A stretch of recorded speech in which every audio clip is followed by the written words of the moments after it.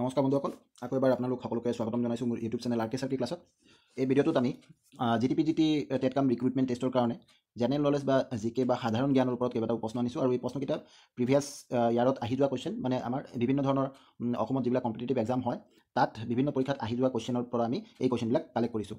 আৰু এইটো কৰাৰ কাৰণ এটাই যে আমি দেখিছোঁ যে যিবিলাক পৰীক্ষা হৈ আছে সচৰাচৰ এই পৰীক্ষাবিলাকত কি হয়, কুৱেশ্যনবিলাক ৰিপিট হয় বা কুৱেশ্যন ডাইৰেক্টলি ৰিপিট নহ'লেও কেইবাটাওতো ডাইৰেক্টলি হয়েই, আৰু যিকেইটা ডাইৰেক্টলি নহয় কিন্তু কনচেপ্টটো ৰিপিট কৰে, মানে য'ৰ পৰা সোধে তেনেকুৱা মানে দেখা গৈছে যে ফেভৰেট কেইটামান এৰিয়া থাকে এক্সামিনাৰৰ, য'ৰ পৰা তেওঁলোকে কি কৰে কুৱেশ্যন সোধে। গতিকে আপোনালোকৰ এই লাষ্টৰ সময়ত এই প্ৰিভিয়াছ ইয়াৰ কুৱেশ্যনবিলাক যদি আপোনালোকে চাই যায় তেতিয়াহ'লে আপোনালোকৰ নিশ্চয় আপোনালোকে উপকৃত হ'ব পাৰিব বুলি মই ভাবোঁ। সেইকাৰণে আপোনালোকলৈ এই বিশেষ ভিডিঅ'টো মই লৈ আহিছোঁ।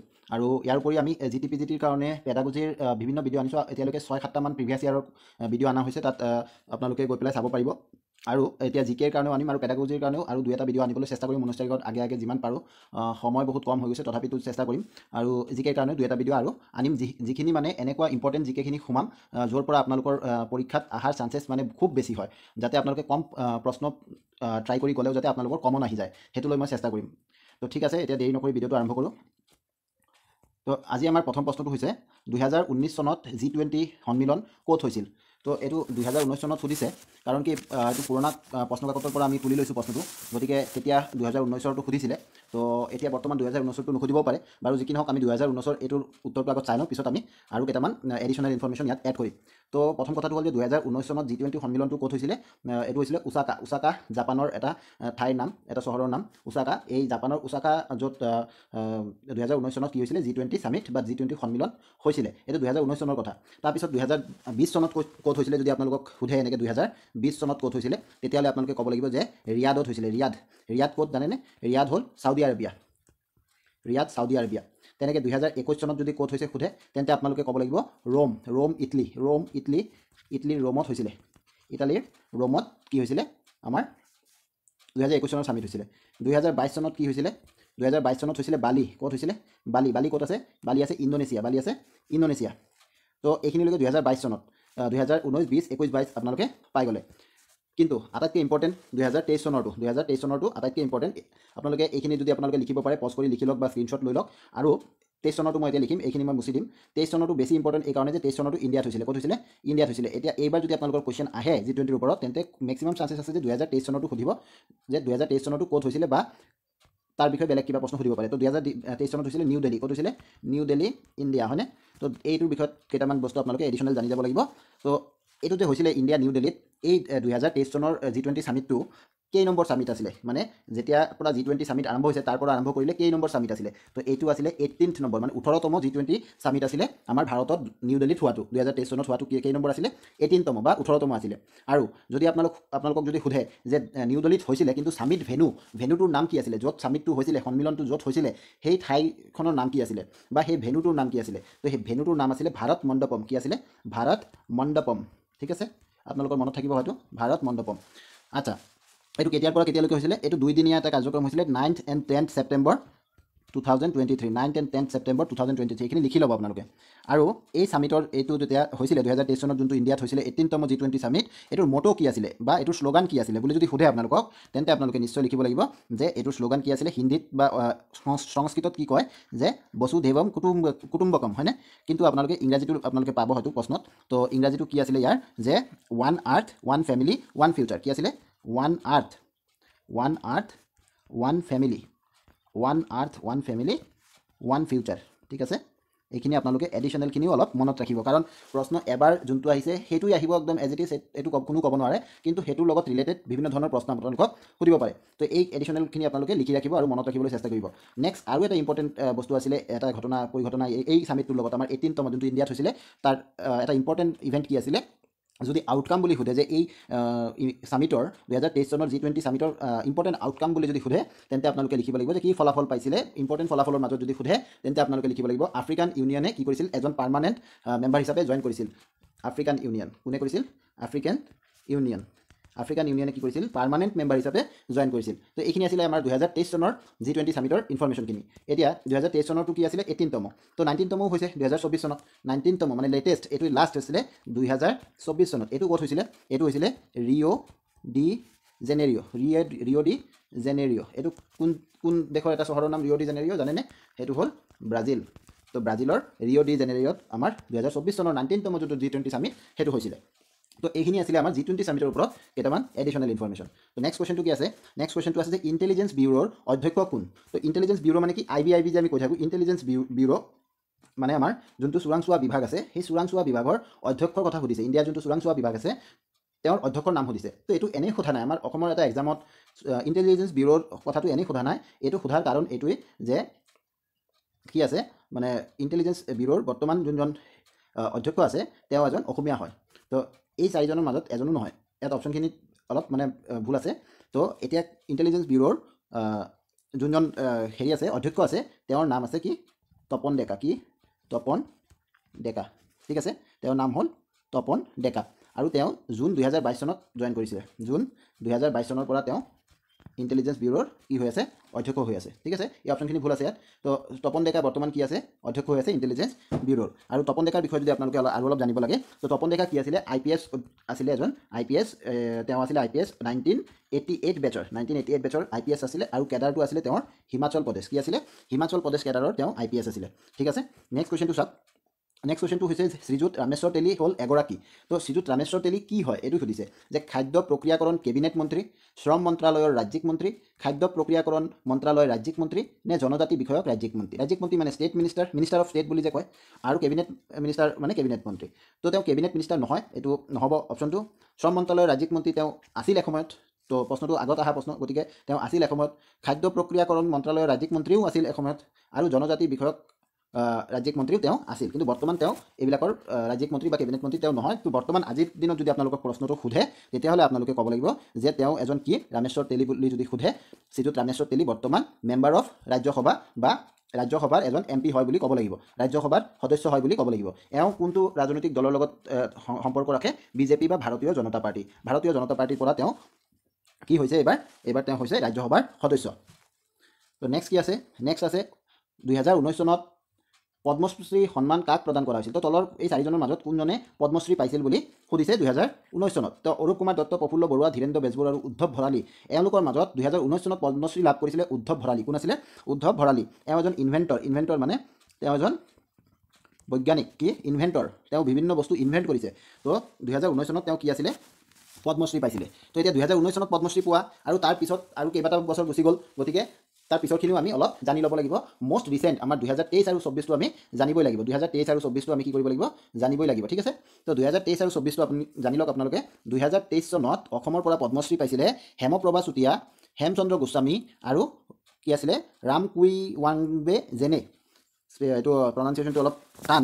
ৰামকুইৱাংবে জেনে, এই তিনিজনে পাইছিলে 2023 চনত। কোনে কোনে পাইছিলে?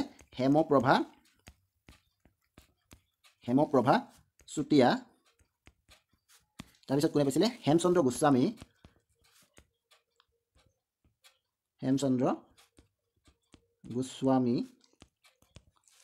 আৰু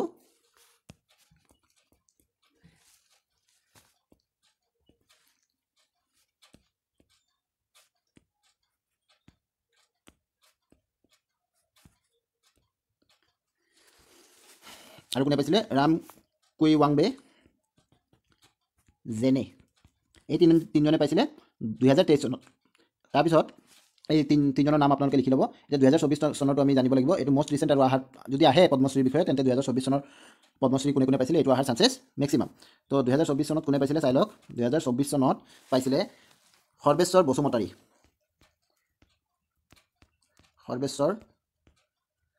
বসুমতাৰী। ঠিক আছে, আৰু দ্ৰোণা ভূঞা বা দ্ৰোণ ভূঞা আমি বুলি ক'ব পাৰিম। দ্ৰোণা ভূঞা। আৰু এজনে পাইছিলে কি নাম? পাৰ্বতী বৰুৱা। কোনে? পাৰ্বতী বৰুৱা। সৰ্বেশ্বৰ বসুমতাৰী এজন ফাৰ্মাৰ আছিলে। পাৰ্বতী বৰুৱা আমাৰ প্ৰথম মাহুত আছিলে, মহিলা মাহুত। তো এই নামকেইটা আপোনালোকে লিখি ল'ব। নেক্সট কি আছে? নেক্সট প্ৰশ্ন হ'ল ৰিয়ান পৰাগ এগৰাকী। ৰিয়ান পৰাগ কি হয়? ৰিয়ান পৰাগ ফুটবল খেলুৱৈ হয় নে ক্ৰিকেট খেলুৱৈ হয় নে বক্সাৰ হয় নে বেডমিণ্টন খেলুৱৈ হয়? তো এইটো আমি সকলোৱে জানো যে ৰিয়ান পৰাগ এজন ক্ৰিকেট খেলুৱৈ হয়নে? এইটো উত্তৰ আমি জানো, কিন্তু আপোনালোকক প্ৰশ্ন ইয়াৰ পৰা অলপ ডিফাৰেণ্ট সুধিব পাৰে। এইবাৰ এইটো নুসুধিব পাৰে, গতিকে আপোনালোকক সোধাৰ চান্সেছ এইটোও থাকিব পাৰে যে অসমৰ পৰা দুগৰাকী মহিলা ক্ৰিকেটাৰে আমাৰ ৰাষ্ট্ৰীয় দলত স্থান পাইছে, তেওঁলোকৰ নাম সুধিব পাৰে আপোনালোকক। তো যদি সোধে তেনেকুৱা তেতিয়াহ'লে আপোনালোকে লিখিব লাগিব উমা চেত্ৰী আৰু কোনে পাইছে? জিন্তিমণি কলিতা কোনে পাইছে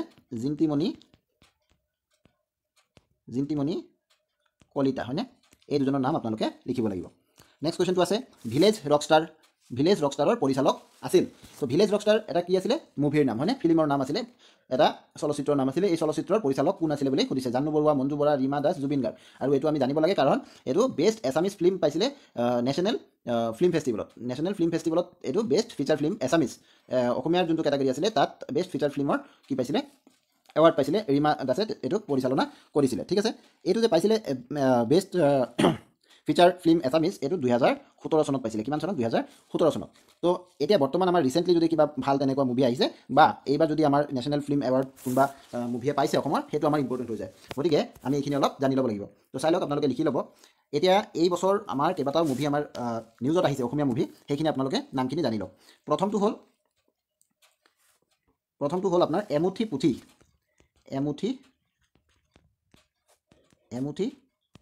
পুথি এই মুভিখনৰ পৰিচালক আছিলে এমুঠি পুথি এই মুভিখনৰ পৰিচালক আছিলে পুলনন্দিনী মহন্ত কোন আছিলে পুলনন্দিনী মহন্ত ঠিক আছে তো এই মুভিটো কিয় ইম্পৰ্টেণ্ট হৈ যায় এই মুভিটো আমাৰ এই বছৰৰ যোনটো 70তম নেশ্যনেল ফিল্ম এৱাৰ্ডছ আছিলে তাত আমাৰ কি পাইছিলে best Assamese feature film award পাইছিলে যোনটো নাকি ভিলেজ ৰকষ্টাৰে 2017 চনত পাইছিলে সেইটোৱে আমাৰ এই এমুঠি পুথিয়ে এই 2024 চনৰ কাৰণে পাইছে আৰু পৰিচালকৰ নাম কি কুলনন্দিনী মহন্ত গতিকে আপোনালোকে অলপ মন কৰিব এইটো আছিলে আমাৰ ফাৰ্ষ্ট ইম্পৰ্টেণ্ট এইবাৰৰ ফিল্ম নেক্সট আছে কি নেক্সট আৰু কেইবাটাও ফিল্মৰ নাম আমি মনত ৰাখিব লাগিব এইটোতেই আমাৰ 78th নেশ্যনেল ফিল্ম এৱাৰ্ডত আমাৰ আৰু এটা অসমৰ ফিল্ম যোনটো নাকি বেষ্ট তিৱা ফিল্ম পাইছে বেষ্ট তিৱা ফিল্ম এৱাৰ্ড পাইছে সেইটোৰ নাম হৈছে গৈ পেলাই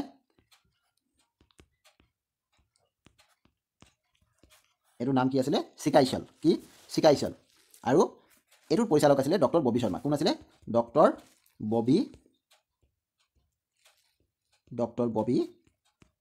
শৰ্মা তো আমি তিনিটা মুভিৰ নাম পালোঁ এই তিনিটা মুভি কি আছিলে এটা হ'ল কি ভিলেজ ৰকষ্টাৰৰ কথাখিনি আমি জানিলোঁ আমি এটা পালোঁ এমুঠি পুথি এটা পালোঁ চিকাইশল তো এইটো ৰীমা দাসৰ ভিলেজ ৰকষ্টাৰ আছিলে 2017 আৰু 2024 এমুঠি পুথিয়ে পাইছে বেষ্ট এছামিজ ফিল্ম আৰু চিকাইশলে পাইছে বেষ্ট তিৱা ফিল্ম এইখিনি আমি লিখি লৈছোঁ হয়তো এতিয়া আৰু দুটা মুভি আছে এই দুটা হ'ল ডকুমেণ্ট্ৰি কি আছিলে ডকুমেণ্ট্ৰিৰ মাজত ডকুমেণ্ট্ৰি কেটাগৰীত এটা পাইছে বিৰুবালা উইচ টু পদ্মশ্ৰী এইটো আইমি বৰুৱাই পৰিচালনা কৰিছিলে আৰু এটা পাইছিলে হাৰগিলা যোনটো নাকি পাৰ্থ সাৰথী মহন্তই কি কৰিছিলে পৰিচালনা কৰিছিলে দুটা নাম আপোনালোকে মনত ৰাখিব এটা হ'ল বিৰুবালা যোনটো নাকি আইমি মহন্তই পৰিচালনা কৰিছিলে আৰু এটা নাম হাৰগিলা যোনটো নাকি পাৰ্থ সাৰথী মহন্তই পৰিচালনা কৰিছিলে দুটা ডকুমেণ্ট্ৰি হয় আৰু এই ডকুমেণ্ট্ৰি কেটাগৰীত তেওঁলোকে পুৰস্কাৰ পাইছে তো নেক্সট এই দুটা গ'ল আৰু এটা মুভি সেইটো পুৰস্কাৰ পোৱা নাই কিন্তু এইটো নাম আপোনালোকে মনত ৰাখিব যোনটো নাম কি ৱাইড এংগেল এইটো IMDBত যোনটো আছে IMDBত ভাল ৰেটিং পাইছে গতিকে এইটো মনত ৰাখিব তো এইকেইটা আছিল আমাৰ মুভিৰ বিষয়ত কেইবাটাও প্ৰশ্ন আহিব পাৰে অসমীয়া মুভি বা চলচ্চিত্ৰৰ বিষয়ত নেক্সট আছে যে কোনখন দেশ বিমষ্টেকৰ সদস্য নহয় তো তলত যিকেইটা দেশৰ নাম ইয়াত দিছে তাৰ ভিতৰত বিমষ্টেকৰ সদস্য নোহোৱা দেশটোৰ নাম সুধিছে এতিয়া বিমষ্টেকৰ সদস্য হয় নে নহয় তাৰ কাৰণে জানিবলৈ আমি কি বিমষ্টেকৰ বিষয়ত অলপ জানি ল'ব লাগিব তো এই যে বিমষ্টেক লিখিছে বিমষ্টেকৰ ফুল মিনিংটো হ'ল bay of Bengal initiative for multi sectoral technical and economic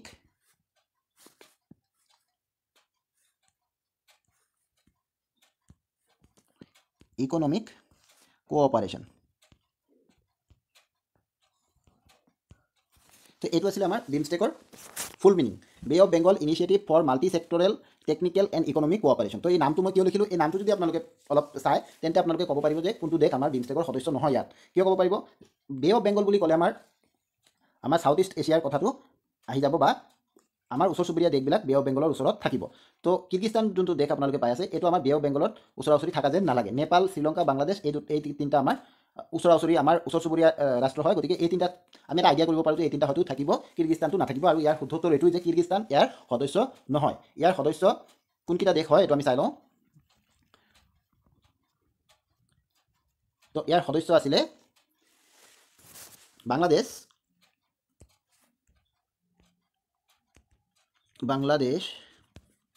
Bhutan, India, Myanmar, Sri Lanka, Thailand,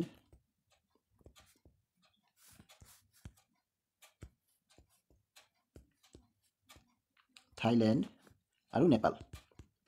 তো এইকেইটা আছিলে, চাই লওক আপোনালোকে, সব আমাৰ ভাৰতৰ ওচৰ চুবুৰীয়া ৰাষ্ট্ৰ। এইকেইটা আছিলে Bangladesh, Bhutan, India, Myanmar, Sri Lanka, Thailand, Nepal. এইকেইটাই আমাৰ বিমষ্টেকৰ সদস্য। এতিয়া যদি বিমষ্টেকৰ হেডকোৱাৰ্টাৰ ক'ত আছে বুলি সোধে, তেন্তে আপোনালোকে মনত ৰাখিব যে হেডকোৱাৰ্টাৰটো ঢাকা বাংলাদেশত আছে। ক'ত আছে? ঢাকা বাংলাদেশত। বিমষ্টেকৰ হেডকোৱাৰ্টাৰ ক'ত আছে? ঢাকা বাংলাদেশ। তো এইটো আপোনাৰ বিমষ্টেকৰ বিষয়ে আপোনালোকে জানি ল'লে। তো এইবাৰ যে বিমষ্টেকে আহিব এইটোত কোনো গেৰাণ্টি নাই। তো বিমষ্টেক এটা অৰ্গেনাইজেশ্যন হয়, তেনেকুৱা আৰু এটা অৰ্গেনাইজেশ্যন যোনটো আমাৰ চাৰ্ক হয়, যোনটো নেকি আমাৰ এছিয়াত কাম কৰে, চাৰ্ক। আৰু এইটো ইম্পৰ্টেণ্ট হৈ আছে এইবাৰ, তাৰ কেইবাটাও কাৰণ আছে, মই কৈ আছোঁ। তো চাৰ্কটো ইম্পৰ্টেণ্ট হোৱাৰ কাৰণ এইটোৱেই যে যিহেতু বাংলাদেশ ইণ্ডিয়াৰ মাজত এটা ক্লেছ হোৱাৰ নিচিনাই চলি আছে এতিয়া বৰ্তমান। বাংলাদেশ ইণ্ডিয়াৰ ৰিলেশ্যনটো খুব এটা ভাল চলা নাই, এইটো এটা কাৰণ। 2 নম্বৰ কাৰণ, আফগানিস্তান পাকিস্তানৰ মাজত এটা মানে সৰু পৰ্যায়ৰ এটা যুদ্ধই চলি আছে, এটা লিমিটেড ৱাৰ চলি আছে বুলি আমি ক'ব পাৰোঁ।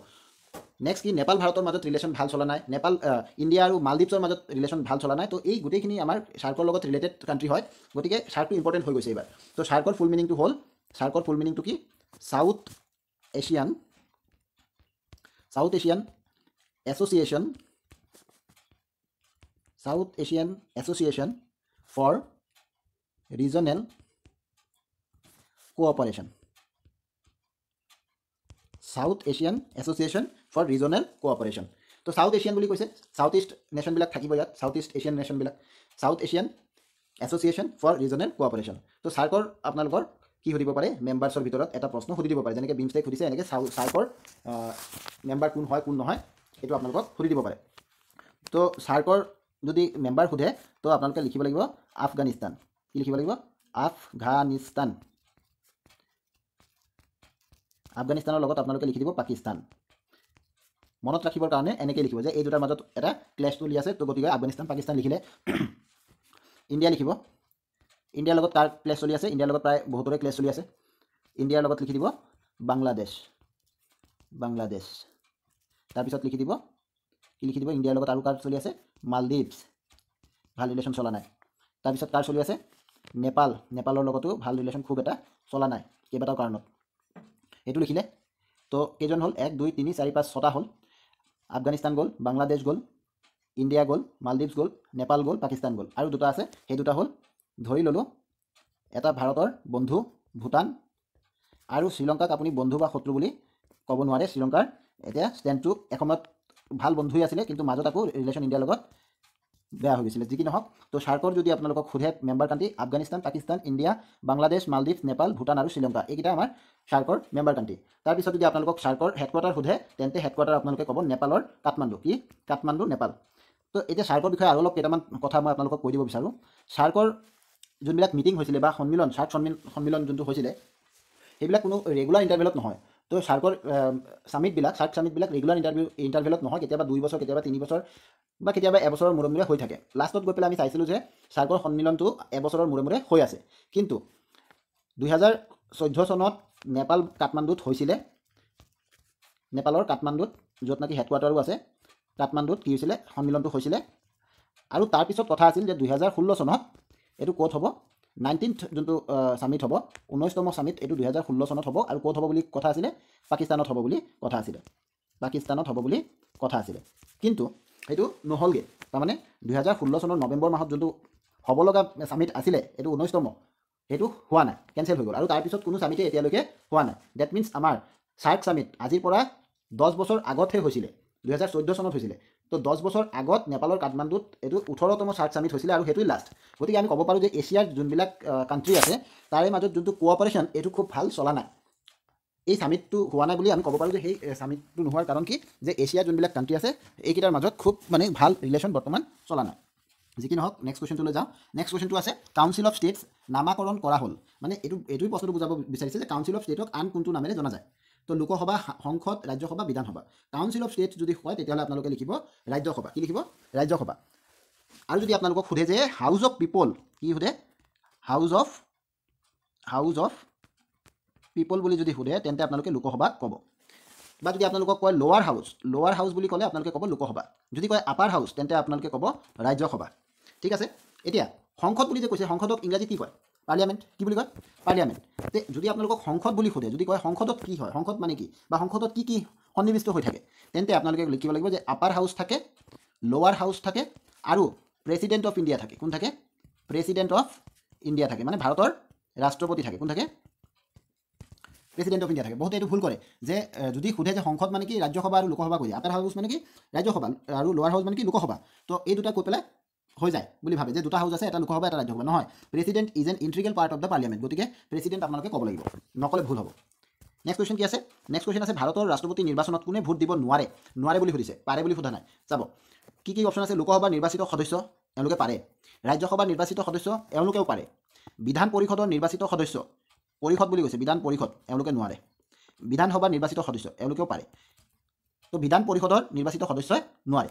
তো আপোনালোকে চাব লাগিব যেতিয়া প্ৰেচিডেঞ্চিয়েল ইলেকশ্যন হয়, মানে ৰাষ্ট্ৰপতিৰ কাৰণে যোনটো ইলেকশ্যন হয় বা নিৰ্বাচন হয়, তাত এটা ইলেক্টৰেল কলেজ বনোৱা হয়, মানে এটা গোট বনোৱা হয়, যোনটো গোটৰ পৰা যিসকলে সেই গোটৰ অংশ হয় তেওঁলোকেই ভোট দিব পাৰিব। তো সেই ইলেক্টৰেল কলেজত কোন কোন থাকে, লোকসভাৰ নিৰ্বাচিত সদস্যসকল। নিৰ্বাচিত এইকাৰণেই কৈছে যে নমিনেশ্যন পোৱা বা মনোনীত প্ৰাৰ্থীয়ে ভোট দিব নোৱাৰে। মনোনীত প্ৰাৰ্থী কোন আছিলে, আগত আছিলে এংলো ইণ্ডিয়ান কমিউনিটিৰ পৰা দুজন মনোনীত হয় লোকসভাত, তো তেওঁলোকে ভোট দিব পৰা নাছিলে। বৰ্তমান কিন্তু এংলো ইণ্ডিয়ান দুজন লোক মনোনীত নহয়, ৰাষ্ট্ৰপতিয়ে আগত মনোনীত কৰিছিল, কিন্তু বৰ্তমান সেইটো আমাৰ সংবিধানৰ সেই আৰ্টিকেলটো আমাৰ সংশোধন কৰি পেলাই এতিয়া এংলো ইণ্ডিয়ানক মনোনীত কৰাৰ এই প্ৰাৱধানটো উঠাই দিয়া হৈছে। গতিকে লোকসভাৰ অনলি নিৰ্বাচিত সদস্যসকলেহে ৰাষ্ট্ৰপতি ইলেকশ্যনত ভোট দিব পাৰে। তেনেকৈ ৰাজ্যসভাতো মনোনীত আৰু নিৰ্বাচিত দুয়োটাই থাকে। তো নিৰ্বাচিতসকলে পাৰে ভোট দিব, কিন্তু মনোনীত সদস্যসকলে নোৱাৰে। তেনেকৈ বিধানসভা, ৰাজ্যৰ যিবিলাক বিধানসভা আছে, মানে লেজিছলেটিভ এছেম্বলি বুলি যে কয়, সেই লেজিছলেটিভ এছেম্বলি বা অসম বিধানসভা যেনেকুৱা, তো এই লেজিছলেটিভ এছেম্বলিৰ যিসকল নিৰ্বাচিত সদস্য তেওঁলোকেও পাৰে, ঠিক আছে, ভোট দিবলৈ পাৰে। আৰু ইউনিয়ন টেৰিটৰী যি আছে, মানে কেন্দ্ৰীয় শাসিত অঞ্চল আছে, তাৰে দুটা, এটা হ'ল দিল্লী আৰু এটা হ'ল পুডুচেৰী। কি আছিলে, পুডুচেৰী। এই দুটাৰ নিৰ্বাচিত সদস্যসকলে দিল্লী আৰু পুডুচেৰীৰ বিধানসভাৰ নিৰ্বাচিত সদস্যসকলে ভোট দিব পাৰে। ঠিক আছে। তো বিধান পৰিষদ যে লিখিছে অপশ্যন চি, এই বিধান পৰিষদৰ নিৰ্বাচিত সদস্যসকলেও ভোট দিব নোৱাৰে। নিৰ্বাচিতই হওক বা মনোনীতই হওক, বিধান পৰিষদৰ সকলে নোৱাৰে। বিধান পৰিষদ বুলি কওঁতে আপোনালোকে বুজি পাব লাগিব যে যেনেকৈ আমাৰ পাৰ্লিয়ামেণ্ট বা সংসদত দুটা হাউচ আছে, এটা লোৱাৰ হাউচ এটা আপাৰ হাউচ, তেনেকেই কিছুমান বিধানসভাত, আমাৰ অসমত যেনেকৈ এটাই হাউচ আছে সেইটো কি বিধানসভা, কিন্তু কিছুমান ৰাজ্যৰ কি আছে দুটা হাউচ আছে, এটা বিধানসভা এটা বিধান পৰিষদ। তো বিধান পৰিষদ যোনকেইটা ৰাজ্যত আছে তেওঁলোকৰ বিধান পৰিষদৰ সদস্যসকলে কিন্তু ৰাষ্ট্ৰপতিৰ ইলেকশ্যনত ভোট দিব নোৱাৰে, কিন্তু বিধানসভাৰ সদস্যসকলে, নিৰ্বাচিত সদস্যসকলে পাৰে। নেক্সট কি আছে চাওক, নেক্সট আছে মনোপলি শব্দৰ সৈতে যুক্ত কৰা হয়। তো মনোপলি যোনটো, মনোপলি মানে কি একচেটিয়া বজাৰ, হয়নে, য'ত নেকি বিক্ৰেতা কেইজন, এজনে, মানে এজনে বিক্ৰেতা থাকিলে আপুনি কি কৰিব লাগিব, তেওঁৰ পৰাই কিনিব লাগিব, আৰু তেওঁ যোনটো দাম নিৰ্ধাৰণ কৰিব সেইটো দামতে আপুনি কিনিব লাগিব, সেইটো কয় মনোপলি। তো মনোপলিটো কাৰ লগত জড়িত কৰা যায়, মানে কোনটো ইকনমিৰ লগত জড়িত কৰা যায়, পুঁজিবাদ মানে কেপিটেলিজম, সমাজবাদ ছ'চিয়েলিজম, কমিউনিজম আৰু মিশ্ৰ অৰ্থনীতি। মিশ্ৰত কি থাকে, আমাৰ পুঁজিবাদ আৰু সমাজবাদ এই দুয়োটা থাকে, মানে কেপিটেলিজম এণ্ড ছ'চিয়েলিজম এই দুটা মিলি মিক্সড ইকনমি হয়। তো আমাৰ এই মনোপলি শব্দৰ যোনটো কৈছে, মনোপলিটো পুঁজিবাদৰ লগত জড়িত হৈ থাকে। যেতিয়া পুঁজিবাদ হ'ব তেতিয়া কি হ'ব, পুঁজিপতিসকলেই বজাৰটোক নিয়ন্ত্ৰণ কৰিব আৰু কাষ্টমাৰে বজাৰক নিয়ন্ত্ৰণ কৰিব নোৱাৰে। কাষ্টমাৰে বজাৰক বা ক্ৰেতাই কি কৰিব নোৱাৰে, বজাৰক নিয়ন্ত্ৰণ কৰিব নোৱাৰে। বিক্ৰেতা বা চেলাৰ বা পুঁজিপতিসকলে কি কৰিব, বজাৰক নিয়ন্ত্ৰণ কৰিব। ফৰ এক্সাম্পল মই কওঁ যে ধৰি লওক আগত কি আছিলে, জিঅ' যেতিয়া আহিছে, জিঅ'ই কি কৰিছিলে, ফ্ৰীত আমাক বহুত কিবা কিবি দিছিলে, ডেটা দিছিলে, ফ্ৰীতে দিছিলে। কিয় দিছিলে, কাষ্টমাৰ বেছটো বনোৱাৰ কাৰণে। যেতিয়া জিঅ'লৈ বহুত এটা ডাঙৰ পৰিমাণৰ কাষ্টমাৰ বেছ বনি গ'ল, তেতিয়া জিঅ' দেখিলে যে এতিয়া আমি যোনটো মন যায় তাকে কৰিব পাৰিম, যোনটো কয় মনোপলি। যেতিয়া আমাৰ বেলেগ বেলেগ কোম্পানীবোৰ লছ উঠাই বন্ধ হ'ব আৰম্ভ কৰিলে, তেতিয়া তেওঁলোকৰ মনোপলি আহি গ'ল। তেতিয়া তেওঁলোকে কি কৰিলে, লাহে লাহে নিজৰ বস্তুৰ যোনটো ছাৰ্ভিচ তেওঁলোকে দি আছিলে সেই ছাৰ্ভিচৰ দাম ইনক্ৰিজ কৰিলে। এইটো এটা এক্সাম্পল। তেনেকুৱা বহুত এক্সাম্পল আপোনালোকে বজাৰত পাই যাব, চিন্তা কৰিলেই পাব। তো আৰু এটা কথা, মনোপলি শব্দটো কেতিয়াবা মিশ্ৰ অৰ্থনীতিৰ লগতো জড়িত হৈ যায়, কিন্তু আমাৰ এই চাৰিটা অপশ্যনৰ মাজত বেষ্ট আমাৰ পুঁজিবাদটো হ'ব, গতিকে আমাৰ আনচাৰ হ'ব অপশ্যন এ। কিন্তু মিশ্ৰ অৰ্থনীতিৰ লগত কেনেকৈ মিলি যায়, মিশ্ৰ অৰ্থনীতিত আপোনাৰ কেপিটেলিজম আৰু ছ'চিয়েলিজম দুয়োটা এলিমেণ্ট আছে। তো কেপিটেলিজম যোনটো এলিমেণ্টত আছে তাতেই গৈ পেলাই আপোনাৰ এই মনোপলি শব্দটো মিলি যাব। যেনেকৈ আমাৰ জিঅ'টো মই ক'লোঁ উদাহৰণ, কিন্তু জিঅ'টো ইণ্ডিয়াত অপাৰেট কৰি আছে। ইণ্ডিয়া এটা মিশ্ৰ অৰ্থনীতি, ইণ্ডিয়াত কি আছে, ছ'চিয়েলিজম আছে, ইণ্ডিয়াত কি আছে, কেপিটেলিজমো আছে। ডেট মিনছ ছ'চিয়েলিজম মানে কি চৰকাৰী থাকিব, বস্তুবিলাক চৰকাৰী থাকিব, সমাজৰ হকে কাম হ'ব। যেনেকৈ BSNLটো আছে, BSNL আছেনে নাই? BSNL চৰকাৰী কোম্পানী এটা আছে, লগতে জিঅ' আছে বা বিভিন্ন ধৰণৰ ভাৰতী এয়াৰটেল আছে, এইবিলাক আছে। কিন্তু মিশ্ৰ অৰ্থনীতিত থকাৰ পিছতো পুঁজিবাদে কি কৰিছে? মনোপলিটো আনিব পাৰিছে, জিঅ'ই মনোপলি আনিব পাৰিছে, কাৰণ ইয়াত পুঁজিবাদ আৰু সমাজবাদ দুয়োটা সোমাই আছে, আৰু মনোপলিটো আমাৰ পুঁজিবাদৰ ফেক্টৰে আনিব পাৰিব বজাৰত। গতিকে আমি পুঁজিবাদ শব্দটোকে ইয়াত মনোপলিৰ লগত যুক্ত কৰা হয় বুলি লিখিম। নেক্সট কুৱেশ্যনটো আছে, তলৰ কোনখন কেন্দ্ৰীয় শাসিত নহয়? কেন্দ্ৰীয় শাসিত নহয় মানে কেন্দ্ৰীয় শাসিত অঞ্চল নহয়, তো তাৰমানে ইউনিয়ন টেৰিটৰী নহয়। তলৰ কোনটো ইউনিয়ন টেৰিটৰী নহয়? চণ্ডীগড়, এইটো এটা ইউনিয়ন টেৰিটৰী। পুডুচেৰী, অলপ আগতে পালোঁ, এইটো এটা ইউনিয়ন টেৰিটৰী হয়। লাডাখ, লাডাখ এটা ইউনিয়ন টেৰিটৰী। দমন এণ্ড দিউ, এইটো এটা ইউনিয়ন টেৰিটৰী। তো প্ৰশ্নটো এইটো ভুল দিছে নেকি? নাই দিয়া। মানে প্ৰশ্নটো আগত আহিছিল তেতিয়া লাডাখটো কি নাছিলে? ইউনিয়ন টেৰিটৰী নাছিল। 2019 চনৰ পৰাহে লাডাখটো এটা ইউনিয়ন টেৰিটৰী বা কেন্দ্ৰীয় শাসিত অঞ্চল হৈছে। তো যি কি নহওক, এতিয়া আমি এই প্ৰশ্নটোৰ পৰা জানিব লাগিব যে আমাৰ কি কি ইউনিয়ন টেৰিটৰী আছে বা কেইটা আছে। বৰ্তমান আমাৰ 8টা ইউনিয়ন টেৰিটৰী আছে। কেইটা আছে? নামকেইটা কি কি? আন্দামান নিকোবৰ আইলেণ্ড, কি আছে? Andaman Nicobar island, Chandigarh, Dadra and Nagar Haveli, Daman and Diu, Delhi, Jammu and Kashmir, Ladakh, Lakshadweep and Puducherry. 9টা আছে। কেইটা আছে? 9টা আছে। তো আপোনালোকে মনত ৰাখিবৰ কাৰণে মই এটা আপোনালোকক কোড বনাই দিওঁ। আপোনালোকে লিখিব, কি লিখিব? দুটা কোড আছে, মই এটাই দি আছোঁ দিয়ক। এটা লিখিব JPD-ACLD, মনত ৰাখিবৰ কাৰণে JPD জুচ পিলা দো, তাৰপিছত কি লিখিব? ACLD AC লগা দো, ঠিক আছে। জে মানে কি? জে মানে জম্মু কাশ্মীৰ, জে মানে কি? জম্মু কাশ্মীৰ, মনত থাকিব। পি মানে পুডুচেৰী, মই লিখা নাই, আপোনালোকে লিখি ল'ব। জে মানে জম্মু কাশ্মীৰ, পি মানে পুডুচেৰী, ডি মানে আপোনাৰ দাদৰা এণ্ড নগৰ হাভেলী, দমন এণ্ড দিউ, ঠিক আছে।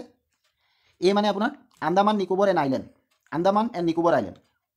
চি মানে চণ্ডীগড়, এল মানে লাডাখ এণ্ড লক্ষদ্বীপ, লাডাখ এণ্ড লক্ষদ্বীপ, আৰু ডি মানে দিল্লী, ডি মানে দিল্লী, মনত থাকিব। নেক্সট কি আছে? ৰাজ্যসভাৰ সভাপতি কোন? তো ৰাজ্যসভাৰ সভাপতি কোন বুলি সুধিলে ইয়াত কাৰো নাম সোধা নাই, মানে কোন হয় যি নাকি সদায় ৰাজ্যসভাৰ সভাপতি হয়। স্পীকাৰ, ভাৰতৰ মুখ্য ন্যায়াধীশ, ভাৰতৰ উপৰাষ্ট্ৰপতি, ৰাজ্যসভাৰ আটাইতকৈ সদস্যগৰাকী, কোন হয় ৰাজ্যসভাৰ সভাপতি? তো চাওক, ৰাজ্যসভাৰ সভাপতি বা চেয়াৰপাৰ্চন সদায় ভাৰতৰ উপৰাষ্ট্ৰপতিজন হয়। তাৰমানে ভাৰতৰ উপৰাষ্ট্ৰপতি যোন হ'ব, তেওঁ বাই ডিফল্ট ৰাজ্যসভাৰ সভাপতিও হ'ব। এইটোক কয় ex officio' chairman, ex officio' chairman. Vice president of India is the ex officio' chairman of the Rajya Sabha, এইটো মনত ৰাখিব। নেক্সট কি আছে চাওক, আচ্ছা, যদি আপোনালোকক লোকসভাৰ সভাপতি সুধিলে হয় তেন্তে এইটো স্পীকাৰ হ'লহেঁতেন। নেক্সট কি আছে? অসমৰ কোনখন জিলাত আন্তঃৰাষ্ট্ৰীয় সীমা নাই? তো আন্তঃৰাষ্ট্ৰীয় সীমা নথকা জিলাখনৰ নাম সুধিছে। তো ধুবুৰীত আন্তঃৰাষ্ট্ৰীয় সীমা আছে, লগতে বাংলাদেশ, হয়নে? বাংলাদেশ। কৰিমগঞ্জতো সেই একে কথা। তিনিচুকীয়া আৰু কামৰূপ গ্ৰাম্যত কোনো আন্তঃৰাষ্ট্ৰীয় সীমা নাই। তো অপশ্যন দুটাই ইয়াত হৈ যাব। তো এইটো বাদ দিয়ক, আপোনালোকে জানি ল'ব যে আন্তঃৰাষ্ট্ৰীয় সীমা কোন কোন ডিষ্ট্ৰিক্টৰ লগত আমাৰ আছে, ঠিক আছে। তো অসমৰ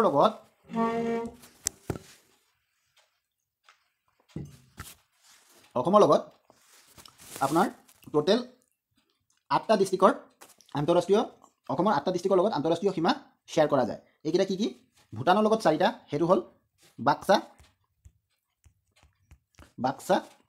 চিৰাং,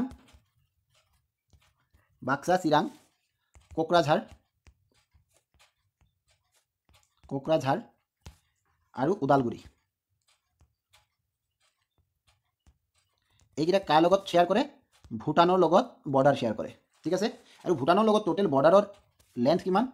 অসমৰ 265.8 কিলোমিটাৰ, 265.8 কিলোমিটাৰ ভূটানৰ লগত অসমে বৰ্ডাৰ শ্বেয়াৰ কৰে। আৰু এই বৰ্ডাৰটো এই 4টা জিলাই বাক্সা, চিৰাং, কোকৰাঝাৰ আৰু ওদালগুৰিয়ে মিলিত হৈ শ্বেয়াৰ কৰে। তো নামকেইটা আপোনালোকে চাব, বাক্সা, চিৰাং, কোকৰাঝাৰ, ওদালগুৰি, ঠিক আছে। ইণ্টাৰনেশ্যনেল বাউণ্ডাৰী এওঁলোকে শ্বেয়াৰ কৰিছে ভূটানৰ লগত। নেক্সট আমাৰ কি আছে? নেক্সট আছে বাংলাদেশ। এই বাংলাদেশৰ লগত আমাৰ কৰিমগঞ্জ, বাংলাদেশৰ লগত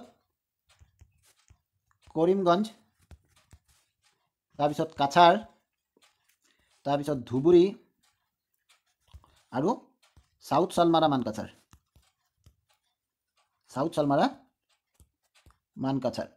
এই 4টা ডিষ্ট্ৰিক্টে বাংলাদেশৰ লগত বৰ্ডাৰ শ্বেয়াৰ কৰে।